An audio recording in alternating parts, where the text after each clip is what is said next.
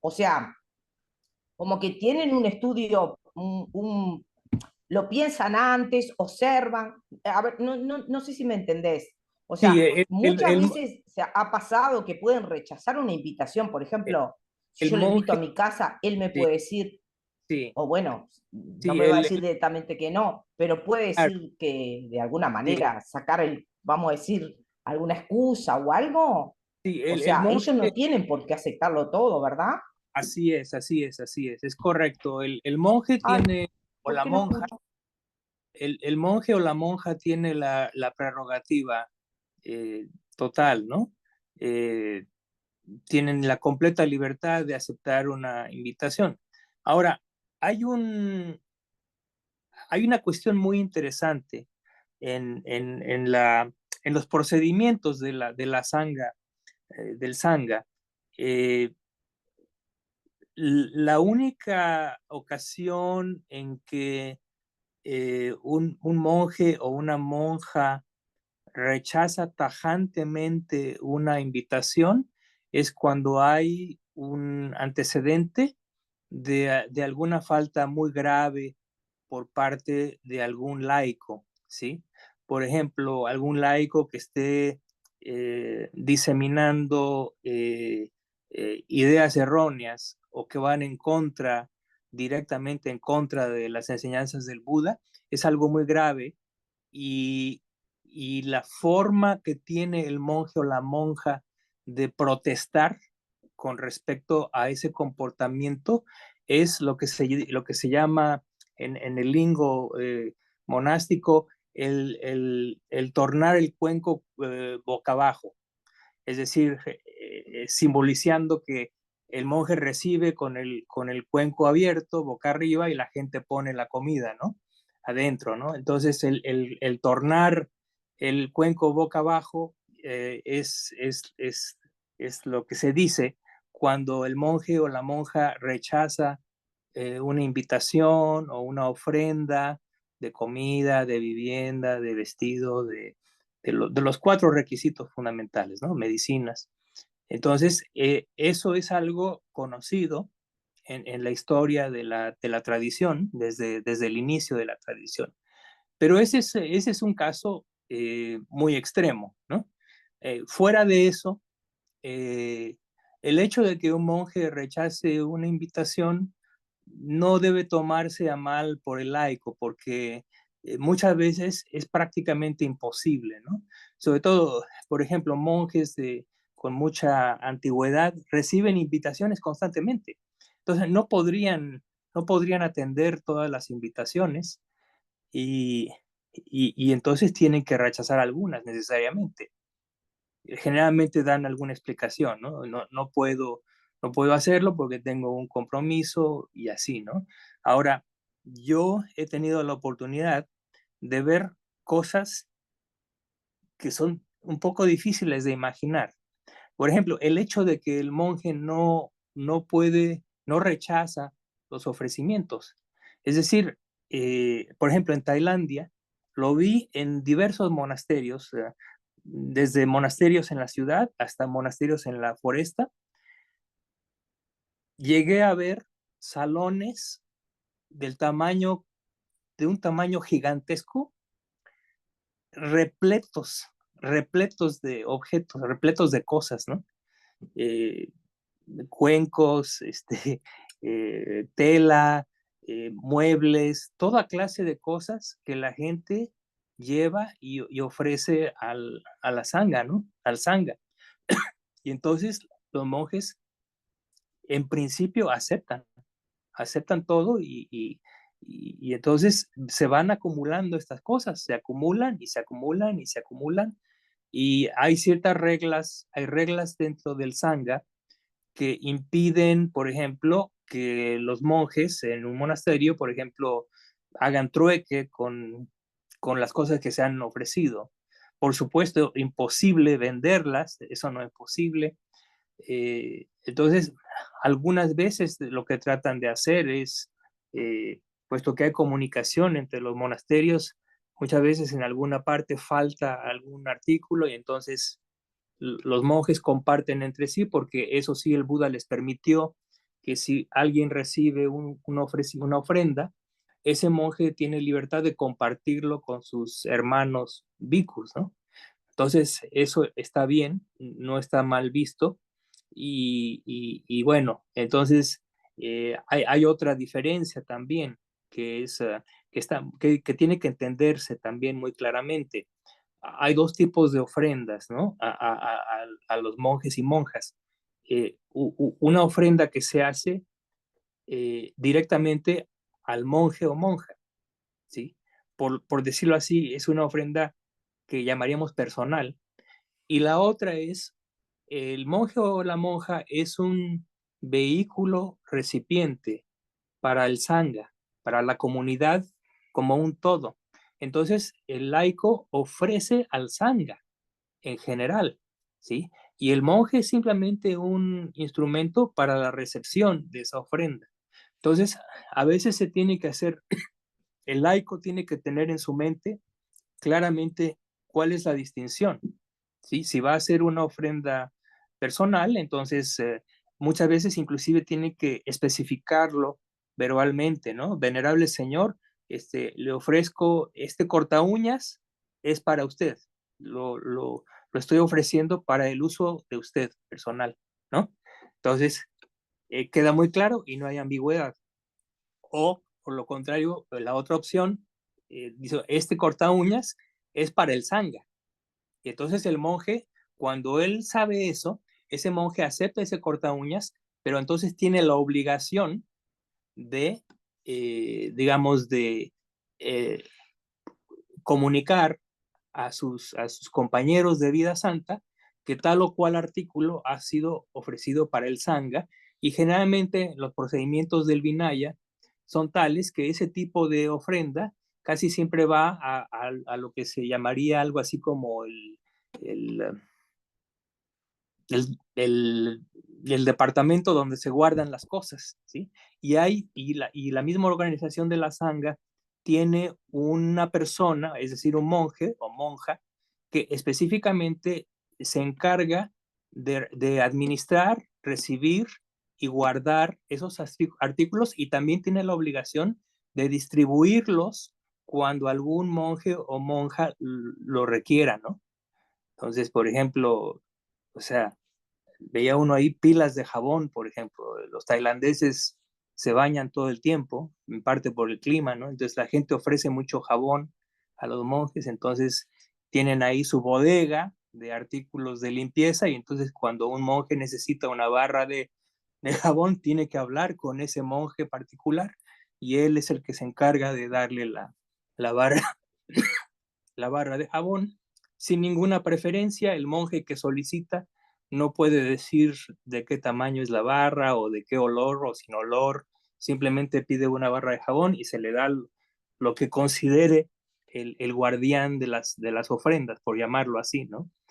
Entonces son cosas muy, muy, muy interesantes, ¿no? Hay muchas anécdotas, muchísimas anécdotas que yo escuché, ¿no? De cómo hay monjes que quieren, son un poquito codiciosos y quieren un cuenco, un mejor cuenco, porque el que tienen está abollado, está un poco viejo, está un poco oxidado y quisieran uno nuevo. Entonces van al digamos, al departamento de artículos, hablan con el monje que está en cargo, el monje dice, ¿qué quieres? Y él quiere un cuenco nuevo, a ver, déjame ver tu cuenco. Entonces ya lo veo, no, no, no, no, no, no, generalmente no, no, cosas como esas, es muy difícil que un monje pueda obtener algo nuevo, por decirlo así, ¿no?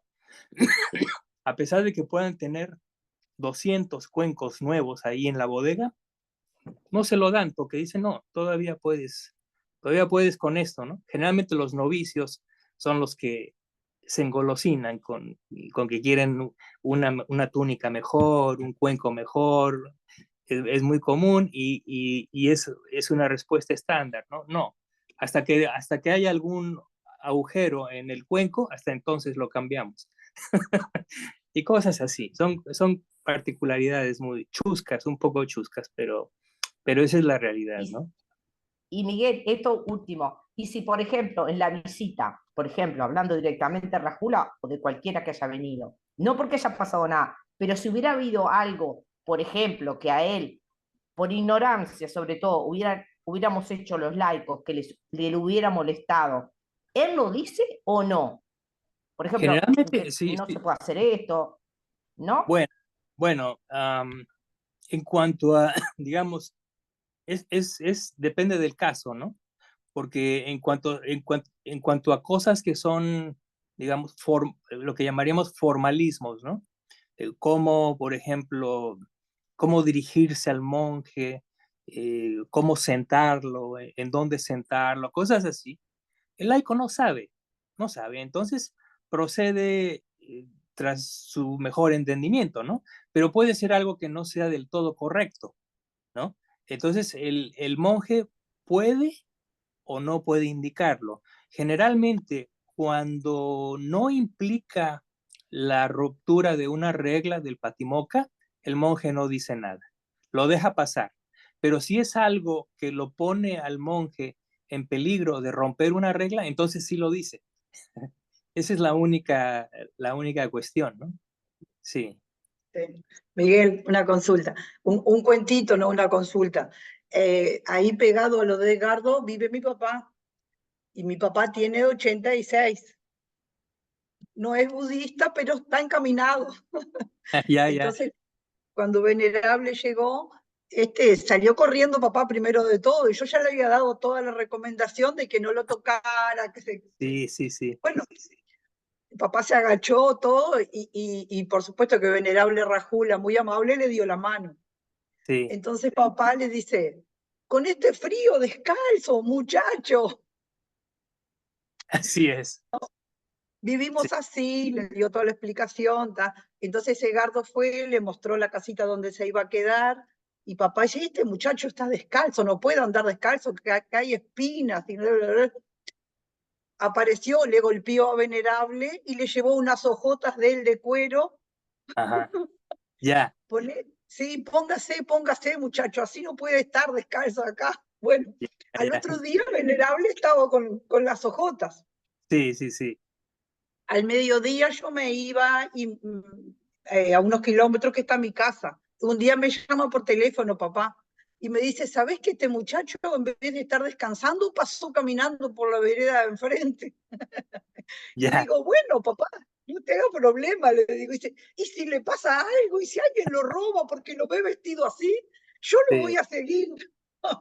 ya, claro, Pero Venerable no dijo nada, ni una palabra, al contrario, muy agradecido de los cuidados, pero esos claro, miedos teníamos de que...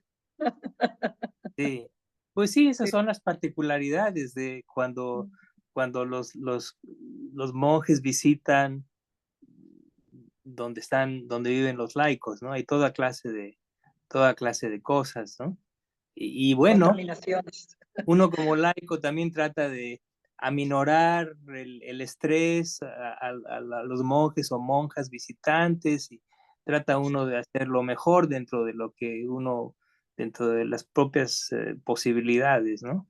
Sí, así es. Y claro, siempre es difícil para un monje eh, eh, visitar un laico, ¿no? Porque existe siempre la cercanía, el peligro de romper alguna regla, aunque sea menor, regla menor, pero si se rompe una regla menor, entonces el monje tiene la obligación de confesarla en la siguiente, en el siguiente upósata, día de upósata, ¿no? Donde es el día de confesión. Entonces sí, es difícil. Precisamente por eso el Buda establece la regla, por lo menos en el Patimokkha de los monjes, que es lo que yo conozco, no puede quedarse en un lugar donde están los laicos por más de 3 días. No debe quedarse por más de 3 días. Esa es la regla, ¿no?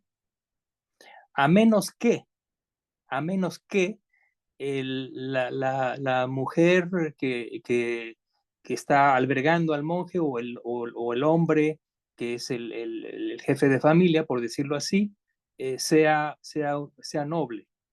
Es decir, si es un Sotapanna, Sakadagami, un Anagami, entonces ahí hay una excepción a la regla. Entonces el monje sí se puede quedar más tiempo. Son cosas que se establecen en el Vinaya. Sí, Edgardo. Sí, dos cositas voy a mencionar y una es para entrar el tema de la meditación con algo que él mismo nos comenta y que a lo mejor puede ser interesante explorarlo, ya que andamos en esto de la propuesta de Miguel de investigar nuestros objetos de meditación, ¿no? Me acordé de una de las frases, me recordé una de las frases que era que la compasión no te secuestre, ¿no? Está muy interesante eso, que también da para hablar bastante.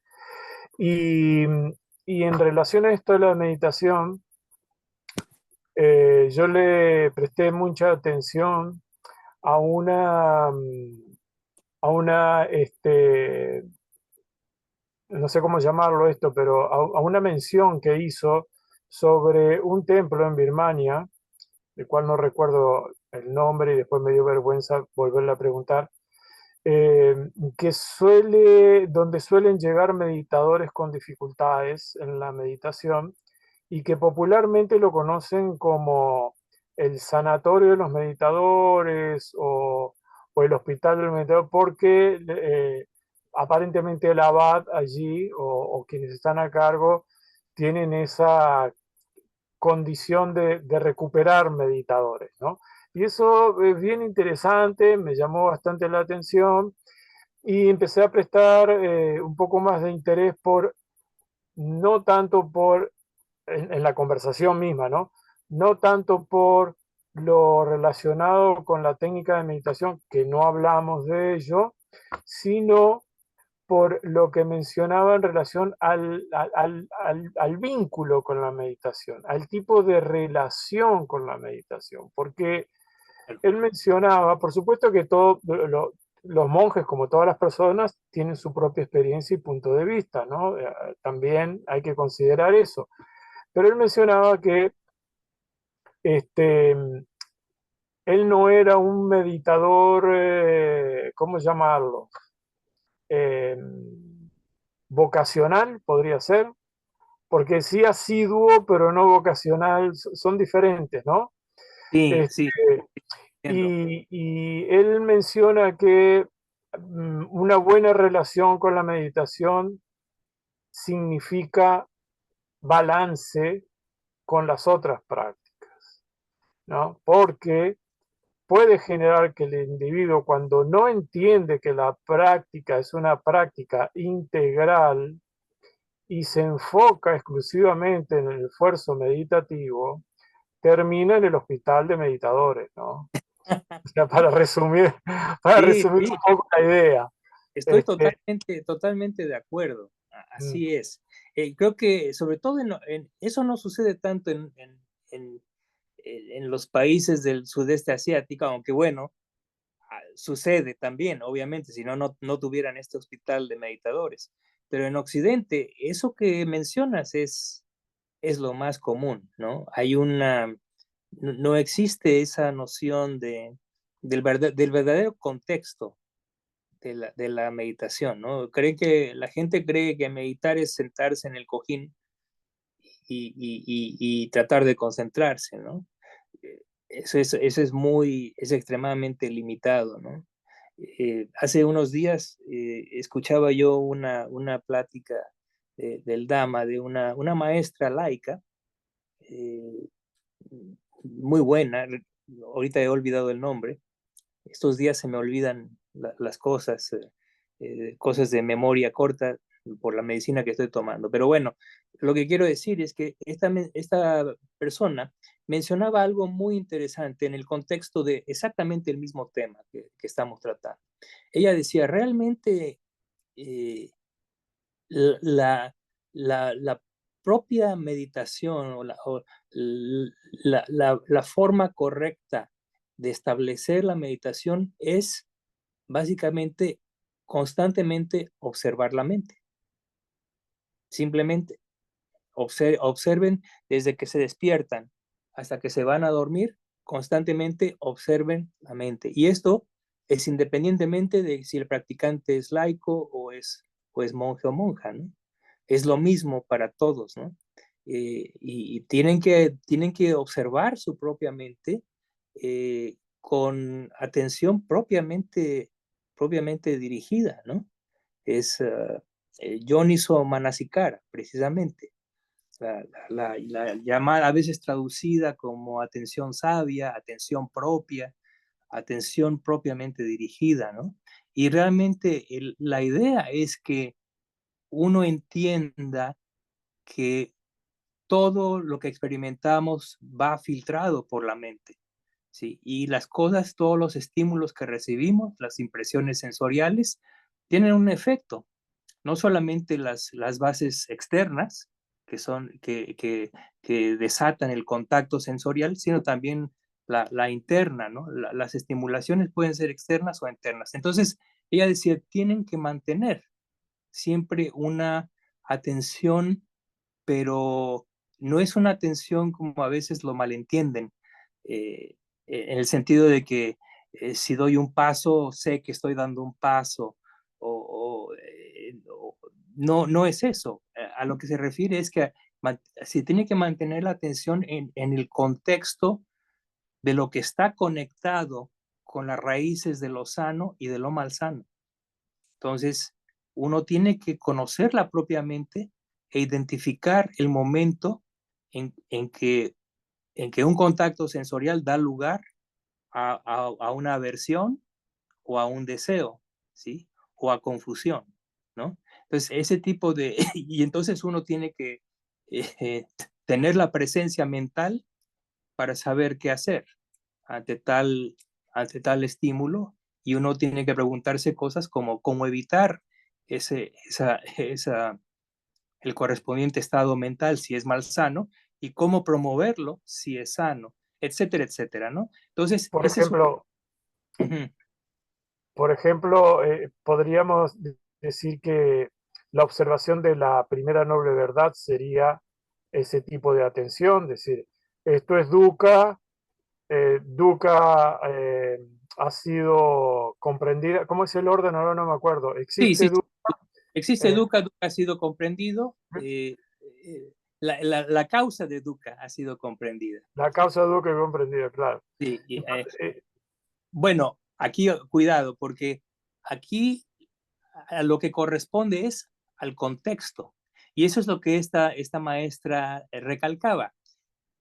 El estar presente, el mantener la atención propiamente dirigida, o esta llamada atención sabia, consiste en mantener siempre presente el contexto.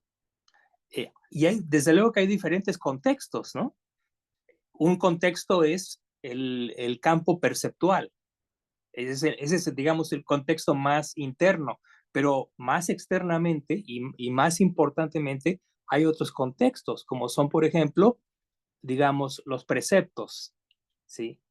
Con respecto a todo lo que sucede en el primer contexto, cómo está relacionado con nuestra moral, con nuestro precepto, ¿no? Más allá de eso, como tú lo mencionas acertadamente, está el contexto de las verdades, ¿no?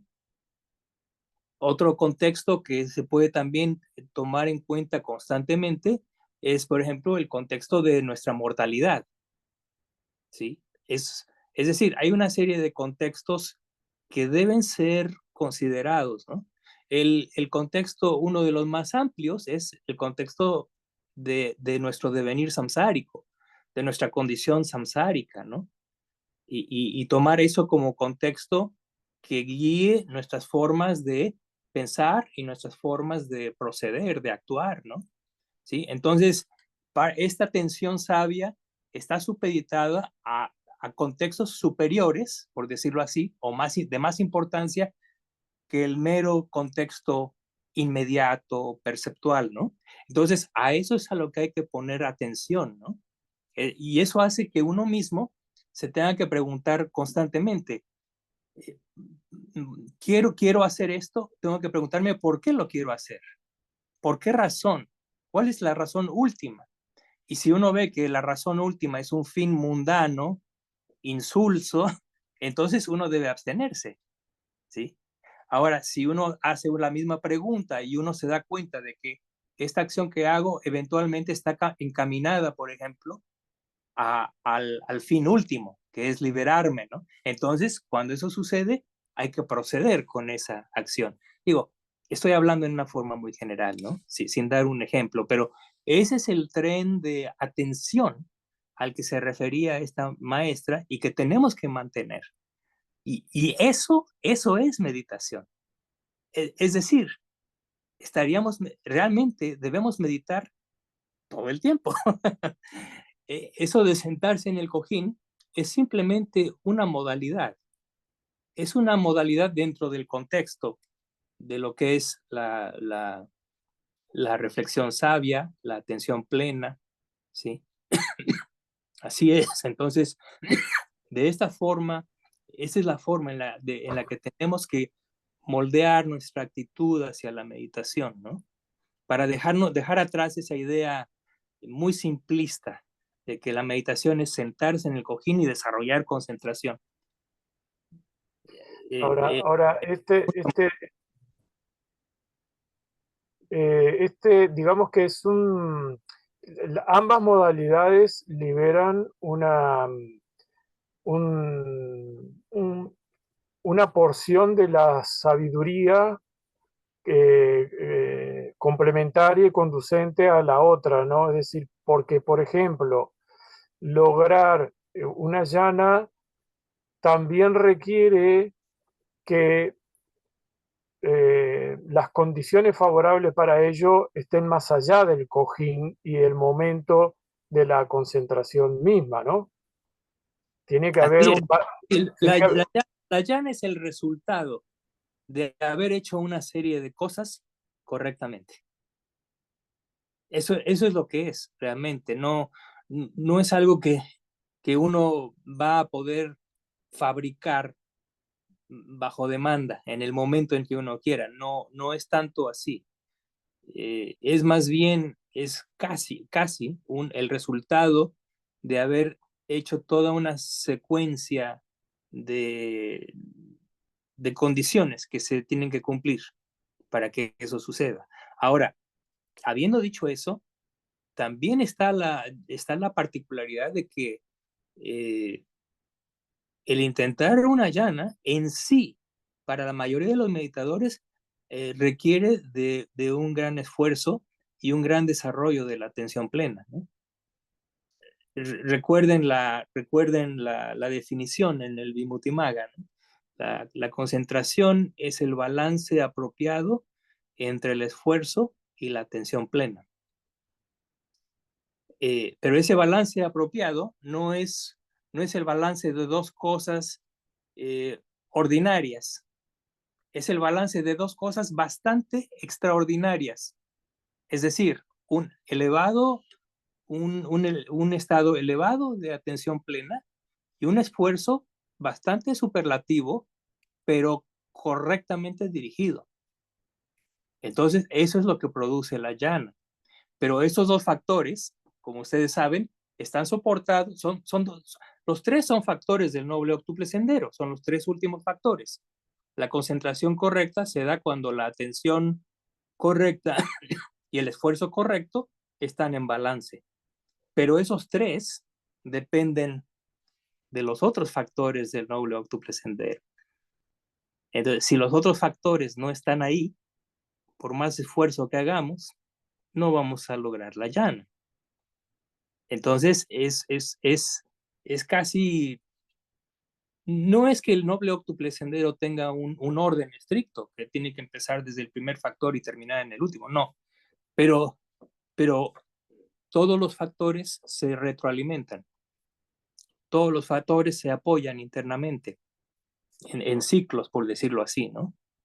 El entendimiento correcto apoya al esfuerzo correcto. Se hace esfuerzo porque hay entendimiento, ¿sí? Y ese esfuerzo promueve el desarrollo de la atención. La atención dirigida sucede porque hay un esfuerzo en la dirección de la atención y entonces eso produce la concentración y así sucesivamente, ¿no? Entonces, Sila, Samadhi y Paña, dice el Buda, específicamente lo dice en un sutta, Sila, Samadhi y Paña, los componentes del noble octuple sendero, son como un trípode. La única forma en que se sostiene ese trípode estable, en forma estable es que las tres patas del trípode estén inclinándose una sobre la otra. Cuando una de ellas no está presente, el trípode se cae, ¿no? Entonces, a eso se refiere, ¿no? Entonces, no piensen en jhana como en algo que la gente piensa es, me siento en el cojín y me concentro completamente en la respiración y no suelto esa atención, ¿no? Sí y no, sí y no. Sí, eventualmente va a haber que hacer ese esfuerzo por mantener la atención, pero todo eso, cuando se logra el jhana, está respaldado por una cola muy larga de factores de soporte, ¿no? Así es. Gracias, Miguel. Miguel tiene una pregunta también, que tiene la mano levantada. Adelante, adelante. Hola Miguel, ¿Qué tal? buenas noches a todos. Buenas noches. Sí, un poco la pregunta estaba vinculada a estos comentarios finales que vos hiciste, porque justamente con la moda ahora del mindfulness, por ejemplo, se cree que la meditación es sentarse a hacer esfuerzo a meditar, ¿no? Y que la causa próxima de la atención plena es el esfuerzo y la concentración, digamos, para sentándose a meditar. Y justamente el eslabón perdido de esta moda es que se olvida de Sila, digamos, no tiene en cuenta el noble octuple sendero. Justamente la causa de la atención plena viene más por el lado de la moralidad y de la concentración. Totalmente de acuerdo.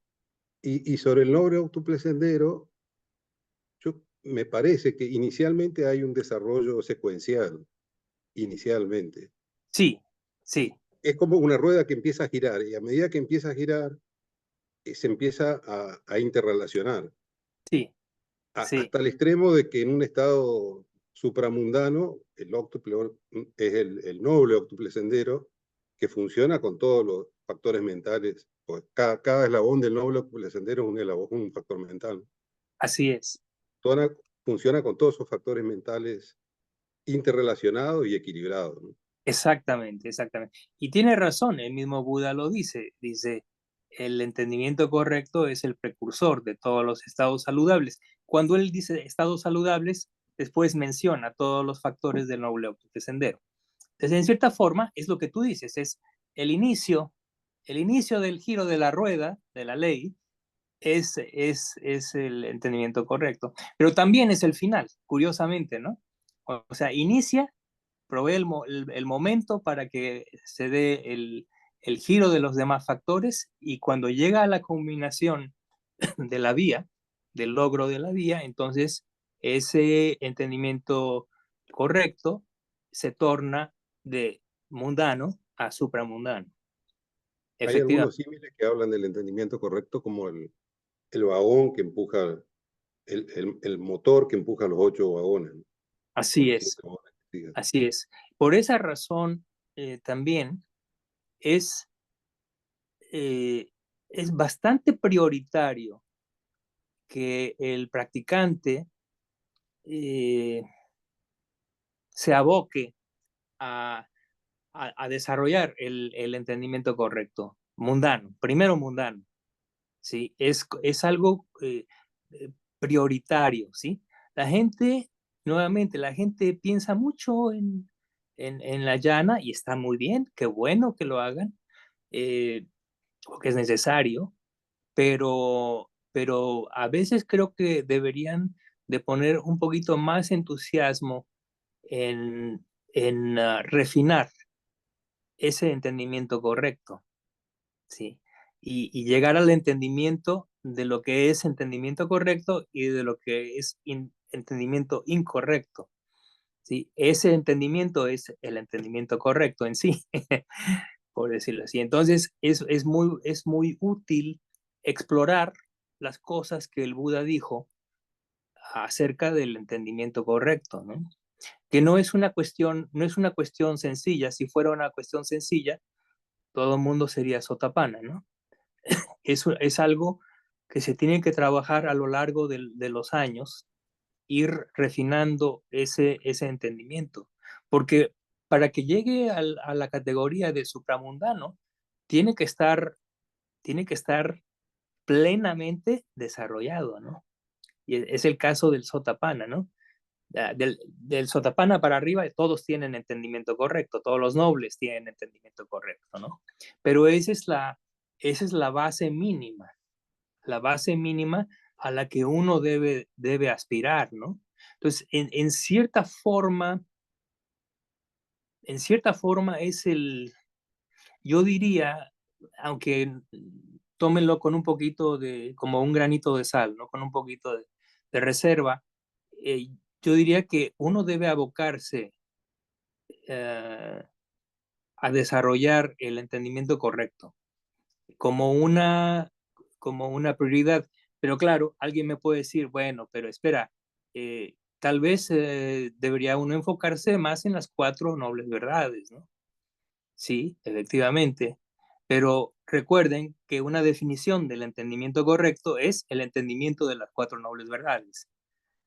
Entonces, hay que tomar eso en cuenta, ¿no? Ahora, esa es una expresión del entendimiento correcto, pero el Buda dio muchas. Entonces, es muy bueno investigar, averiguar y entender todas esas expresiones, porque solo así vamos a poder integrarlo todo, ¿no? Porque es algo que se integra, porque de alguna forma cuando no somos un Sotapanna, estamos, a lo mejor avanzamos bastante bien en la cuestión de moral, pero no podemos calmar la mente, etc. El noble octuple sendero es desarrollado con muchos baches y muchos obstáculos, ¿no? En forma irregular, etc., ¿no? Entonces hay que tratar de allanar un poco esa vía, estableciéndose firmemente en el entendimiento de lo que es el entendimiento correcto. En algunas prácticas mahayanas he visto que insisten mucho en las prácticas preliminares, que es justamente la preciosa vida humana, la impermanencia, el samsara. Así es. 3 o 4 prácticas que trabajan muchísimo. Lo poco que he Sí, leído sí. de Mahayana. Lo preliminar, sí, ellos tienen ese tipo de énfasis, es verdad. Sí, y no caería mal para Theravada precisamente hacer algo análogo, ¿no? El aspecto, tú lo mencionaste hace un momento, lo que siempre se olvida es Sila, ¿no? La gente ya quiere volar en la cuarta llana sin haberse establecido en Sila, ¿no? Que para una persona que quiere lograr entendimiento correcto, ese Sila no es solamente poder seguir los preceptos, ¿no? Debe hablarse en un contexto más amplio, y por eso a veces se utiliza el término virtud, ¿no? Es decir, uno tiene que establecerse en las virtudes que son apreciadas por los nobles, y eso hace que el abanico se amplíe bastante. No es nada más los 5 preceptos, pero es toda una serie de conductas mentales, verbales y físicas que uno debe adoptar para ese desarrollo, solamente de Sila, ¿no? Entonces, esa es la cuestión. Tiene uno que trabajar en los preliminares, pero los preliminares son la causa del producto final, por decirlo así, ¿no? Sí. Gracias, Miguel. Uh-huh.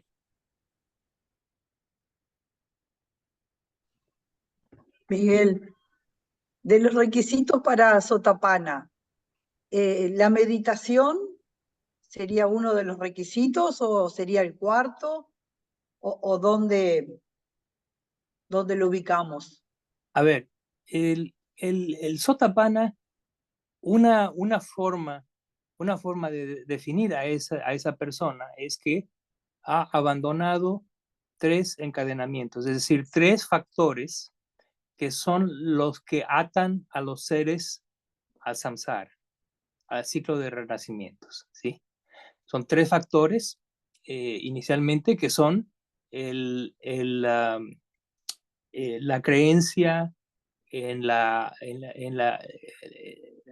más bien la noción de personalidad. Algunas de las muchas nociones de personalidad tiene que ser descartada.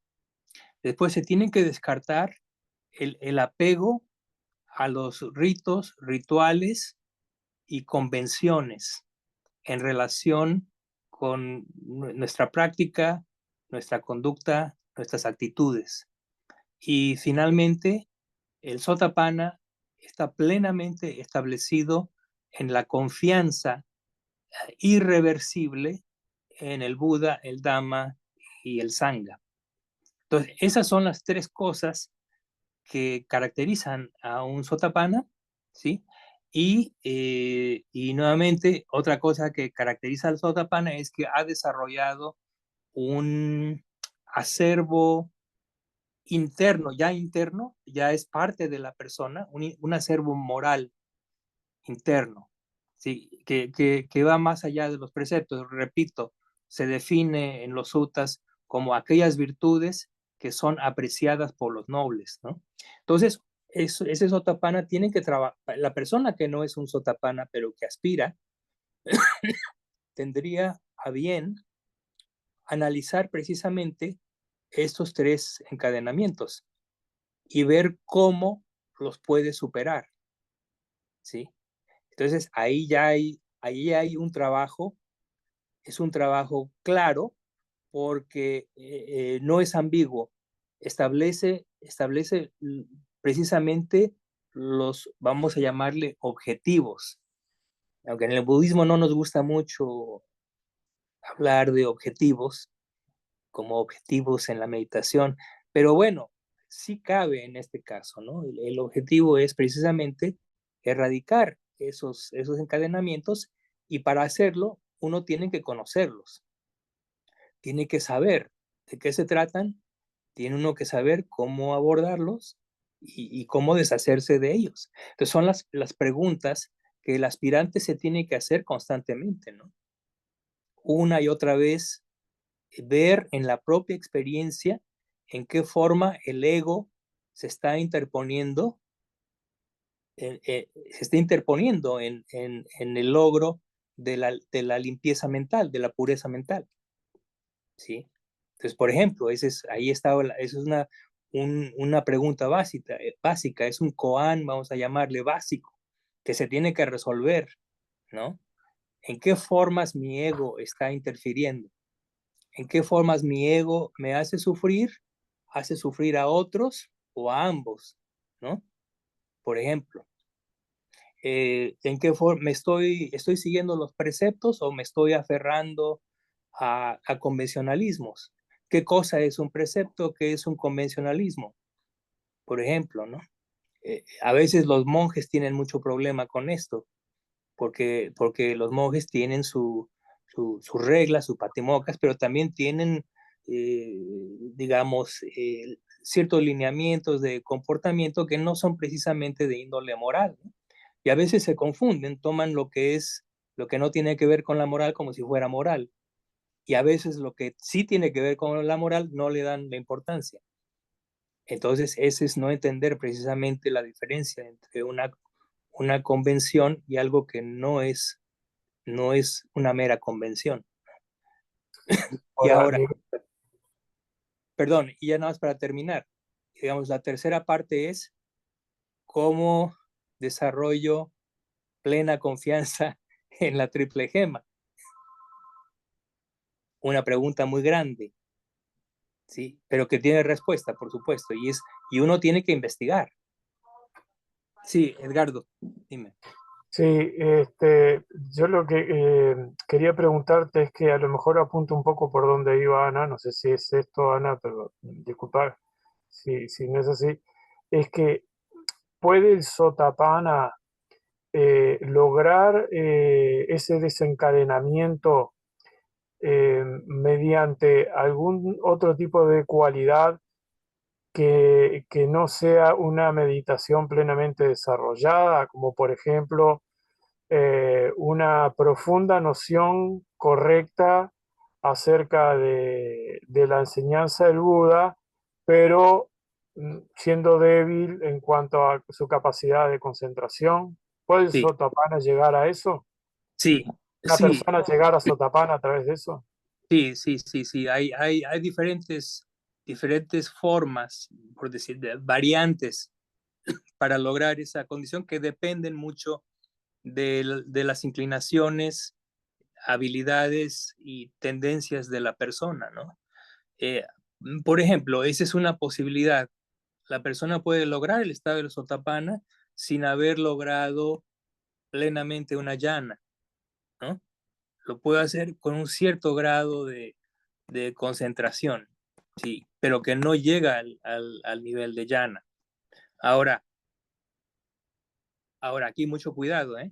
Porque habiendo dicho eso, si la persona logra una llana logra llegar al estado de Sotapanna, establecerse sin una llana, ¿qué quiere decir eso? Lo que quiere decir es que esa persona tiene una facultad y un poder de sabiduría inauditos, es decir, un grandísimo poder de sabiduría, ¿sí? Porque eso es lo que lo conduce, ¿sí? Es lo que se llama un vipassana yánica, es decir, aquel que toma la vía de vipassana exclusivamente, ¿sí? Pero para lograr eso, para lograr todos los conocimientos introspectivos, el grado de sabiduría de esa persona es así increíble, ¿no? Es como un superatleta, ¿no? Por decirlo así, espiritual. Entonces, eso no es fácil. No encuentra uno gentes de ese tipo muy a menudo. La mayoría de nosotros, los mortales, tenemos que irnos a picar piedra, ¿no? Tenemos que hacerlo a través del desarrollo de concentración e ir poco a poco adquiriendo sabiduría por partes a través de lo que ya les he dicho anteriormente, los 5 factores que generan sabiduría, que son la moral, el estudio, la discusión, samatha y vipassana, ¿no? En conjunto, esos 5 factores tienen que ser desarrollados, pero incluyen samatha y vipassana. Eso es a lo que le llamo yo picar piedra, ¿no? Entonces, la mayoría somos así, tenemos que ir apoyándonos en esos 5 factores. Una persona que ha trabajado en tantas vidas anteriores y ha adquirido una sabiduría impresionante, logra el estado de Sotapanna, digamos, en esta vida, simplemente con la vía de Vipassana, sin necesidad de jhana. Eso es posible.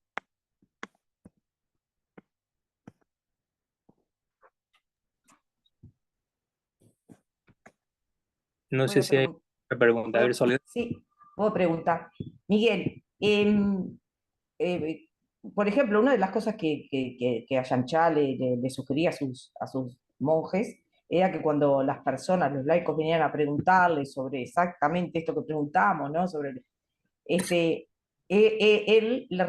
como que él desviara un poco la atención en el sentido de decirle, no, no, como que estábamos, que en realidad lo que tenía que interesarle a los laicos era combatir la codicia, el odio y la ignorancia.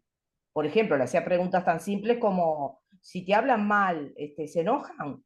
¿Estás apegado a cosas materiales, por ejemplo? Entonces mi pregunta radica en lo siguiente. Para uno alcanzar, a ver, parte de la comprensión, esta que tú decís, que uno tendría que trabajar y trabajar, aparte de darse cuenta que evidentemente todos esos estados de codicia, deseo, ignorancia, nos producen un karma malo, ¿no? Claro, Estamos, claro.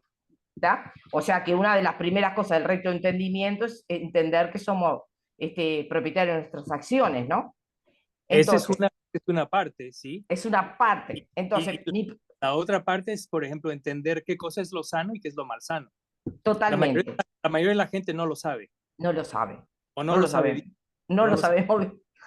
No, Entonces, es en serio, ¿eh? La mayoría de la gente no sabe lo que es sano y no sabe lo que es malsano, desde el punto de vista de la doctrina del Buda, por supuesto. claro.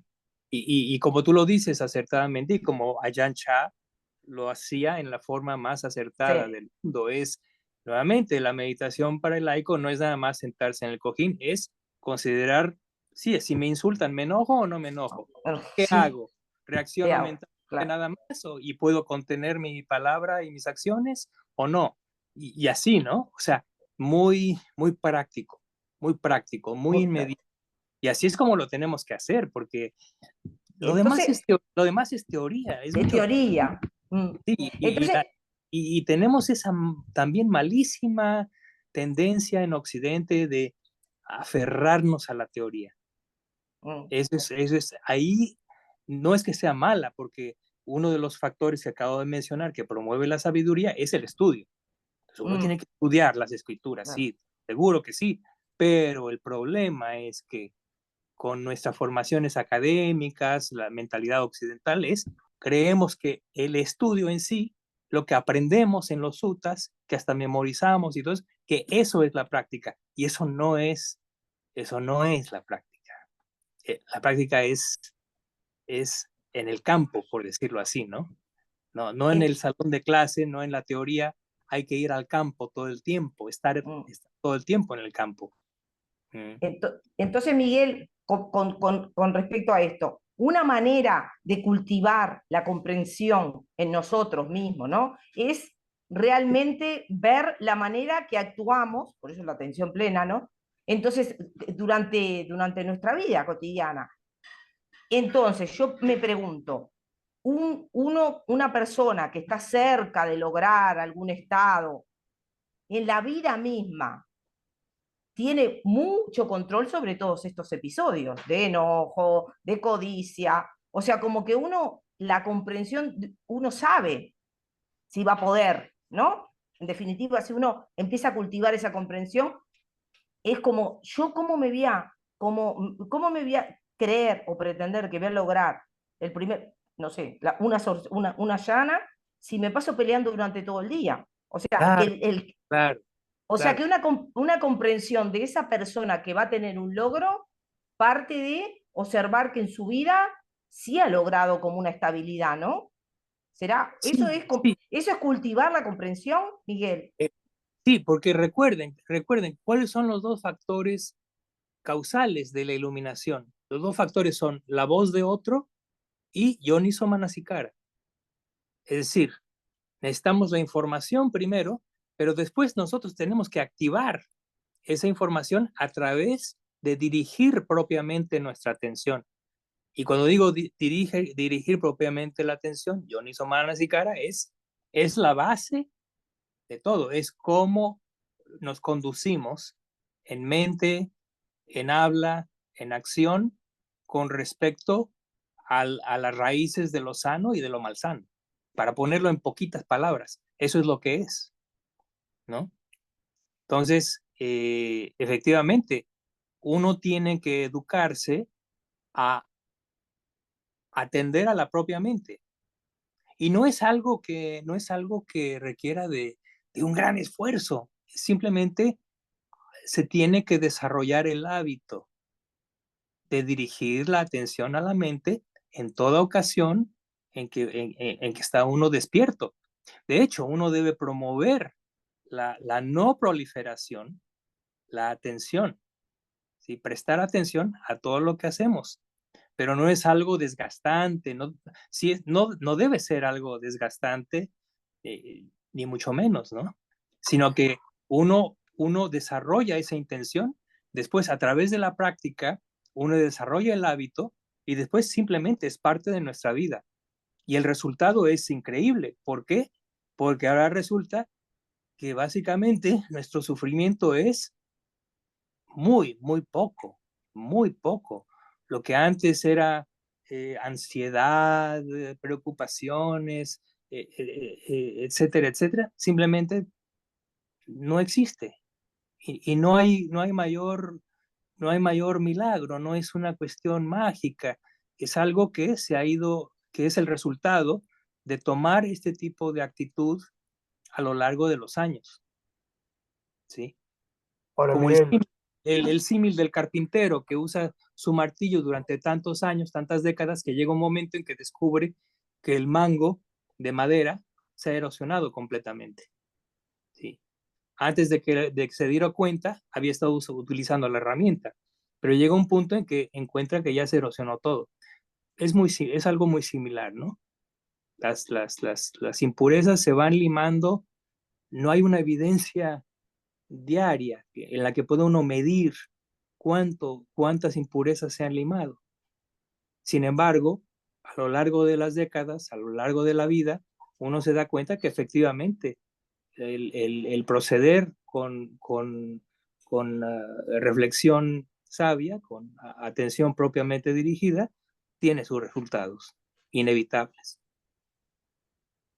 ahora, Sí, una cortita, Gracias. porque yo sé que ya estamos en hora, pero a lo mejor amerita conversarlo un poco más extenso, pero esa clara comprensión requiere, a mi entender, de una profunda honestidad, porque también existe la posibilidad de que en ese proceso de observación la mente prolifere en las causas y no es el objetivo es el reconocimiento de lo sano e insano en el momento que se está realizando, porque tendemos a naturalmente, o tal vez por deformación cultural, o tal vez incluso por la influencia de la información, a que cuando estamos observando una impureza, en vez de quedarnos ahí,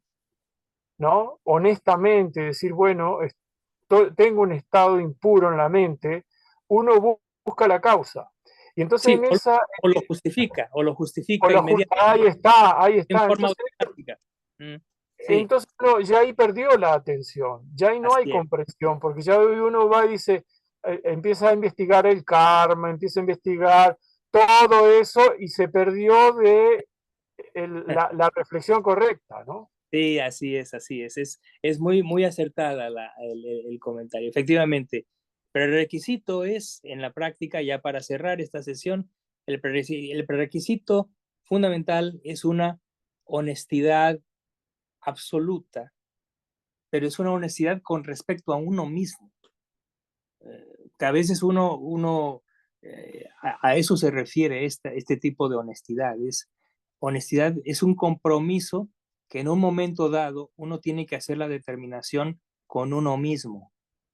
O sea, eso no quiere decir que lo va a lograr uno simplemente por haber hecho esa determinación. Lo va a lograr a través de cierto esfuerzo y a través del tiempo, pero es un hito en la carrera del discípulo del Buda. Ese hito es precisamente el momento en que dice, voy a ser 100% honesto conmigo mismo, cueste lo que cueste.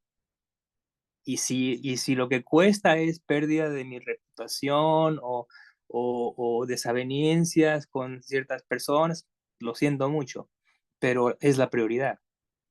Y ese es efectivamente, Edgardo, qué bueno que lo mencionas, porque podríamos decir que eso inclusive es